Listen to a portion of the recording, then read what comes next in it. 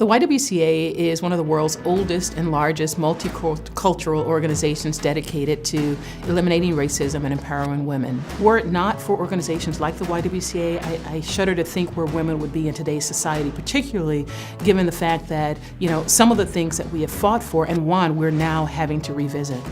Well, certainly recent events, particularly in the NFL, have brought the spotlight onto domestic violence. And while we know that domestic violence is not unique to the NFL, we think that the response can be life-changing. And certainly at the YWCA, we've been involved in the discussions.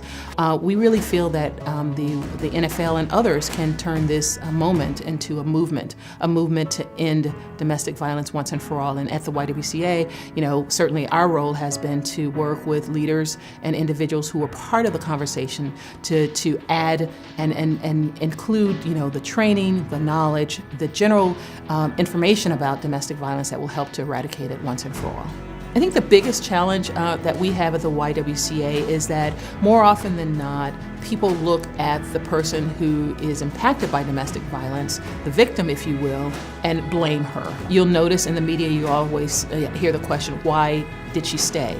Well, the question we really should be asking is, why did she get abused? The biggest challenge for us is making sure that we can empower women, make sure that we can give them the tools that they need, and the financial support and the economic support, and also the emotional support to actually leave the abusive environments, because unfortunately many of the women don't leave because they don't have the financial ability to do so.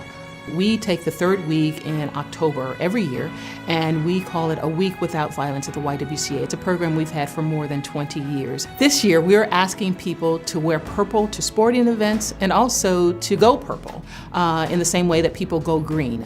Going purple for us means to remember people who have been impacted by domestic violence, to support women who have been impacted by domestic violence, and most importantly, to do everything they can to eradicate domestic violence. And we have a nice social media event where we're asking everyone to wear a virtual purple jersey on their Facebook and Twitter sites, just as a show of support and to increase awareness about domestic violence in our society.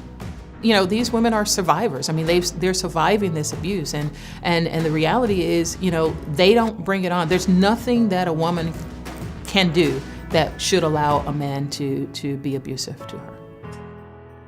I'd love for everyone to go to our website at ywca.org and to check out all of the incredible events that we have, not just for Domestic Violence Month, but throughout the year.